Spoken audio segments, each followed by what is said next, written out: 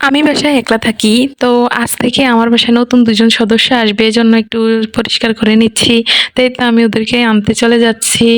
তো এই তো এই ২ জন আমি ওদেরকে আমার রুমে নিয়ে যাবো। আমি যেহেতু একা থাকি, ওদের সাথে একটু কথা বললে, একটু থাকলে, ওদের একটু যত্ন নিলে আমার খুব ভালো লাগবে। আর এমনিও গাছ সাথে থাকলে, সুন্দর, সুন্দর গাছ থাকলে মনও পরিষ্কার থাকে, ভালো থাকে, ফ্রেশ থাকে। তাই তো আমি এগুলাকে ক্লিন করে নিচ্ছি। বাইরে যেহেতু অনেক বৃষ্টি হচ্ছে আজকে ২-৩ দিন। তো এগুলা খুবই ময়লা হয়ে আছে। আমি এগুলা সবকিছু ক্লিন করে তারপরে আমার রুমে নিয়ে যাবো। তাই তো আমি টবটা ভালো করে ধুয়ে নিচ্ছি, ধুয়ে পরিষ্কার করে নিচ্ছি।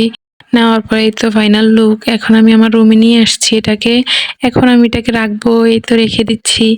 আর রাখার পর এটা পাতাগুলা যেহেতু বাইরে ছিল একটু ময়লা পড়েছে, আমি এগুলা ক্লিন করে দিচ্ছি।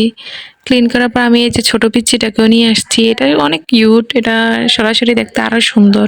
আমার এখন আর একা লাগতেছে না, এই যে ওরা আছে, এখন ২ জন আছে।